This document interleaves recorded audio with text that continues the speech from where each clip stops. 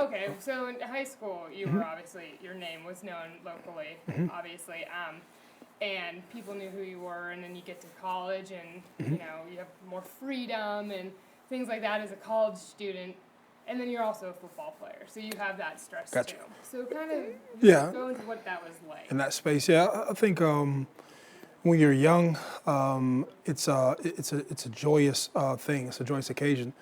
Everything that you've ever dreamed of, you're beginning to live out. All of the when I was growing up or when I was in college, like celebrity and MTV Cribs and all the sensationalism of celebrity was it was prevalent on TVs, and to be living that thing and to have the influence and have the connections to either celebrities that come in town and sort of to be that guy who gets autographs and or people are asking you to take photos and things of that nature.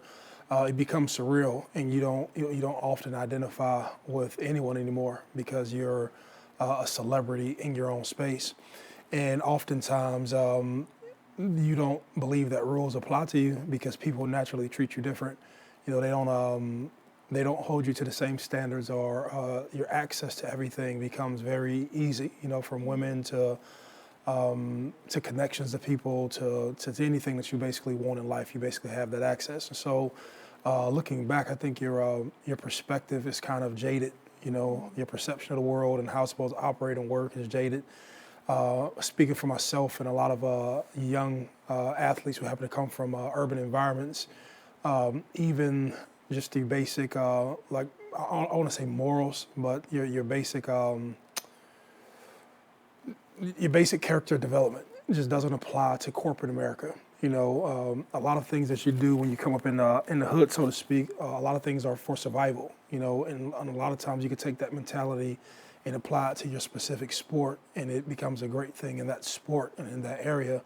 But it doesn't apply to the interacting, to the skill building, to the social skills, the interpersonal skills, leadership skills, because you've not been in the environment where you've had to develop these things. It's been more survival based, and so I think a lot of guys that culminated with a lot of other stuff get caught up, and you're having a lot of fun. But I don't think a lot of young kids know how to steward it. I didn't know how to steward, that much power and influence and celebrity. And today's time, I think it's only worse because you have, social media and, you can become a celebrity before you even do things. You can just become popular, but you have an audience, and the audience says that, you're great and you hear all this stuff all day. So, it's different. It's different now, but, the process of maintaining and managing it doesn't change. You have to learn how to do it.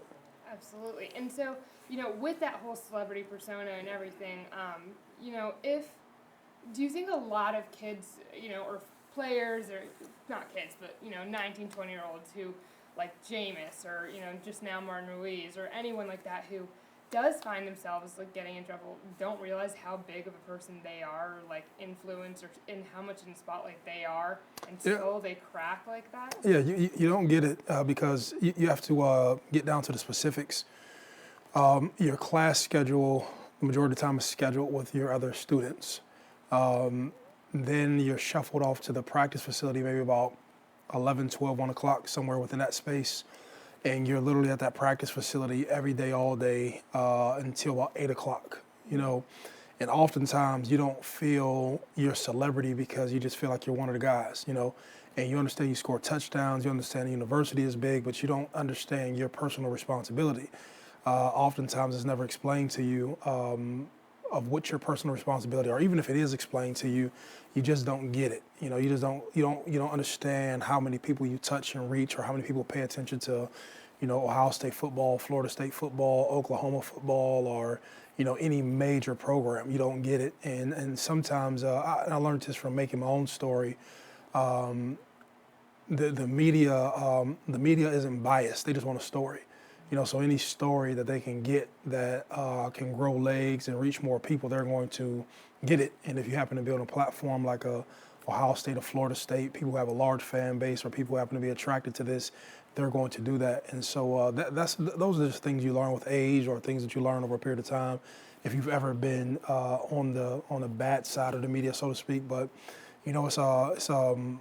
I would venture to say that a lot of guys don't understand how big that their persona or how big their profile is, nationally.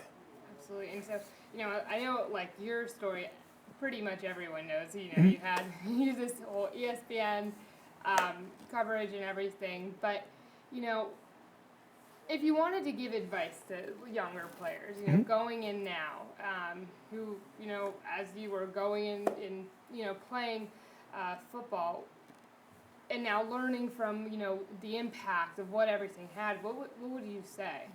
I don't think it's and I've developed. I used to have like just a one-liner, I would say, but I think it starts a lot further. There's not like by the time a kid gets to high school, there's nothing you can say to him, because he feel like he's created this celebrity himself. And high schoolers now are not as impressionable as they were before, because they feel like they see a direct line or direct access to how they can get to where they want to, outside of advice from anybody.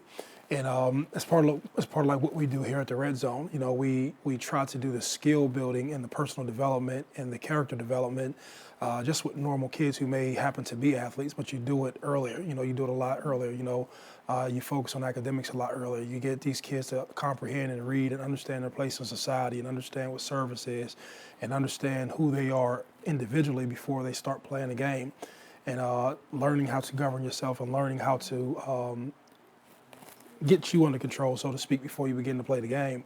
But by the time a kid reaches high school, and if you happen to be a star athlete, 9 times out of 10 it's over.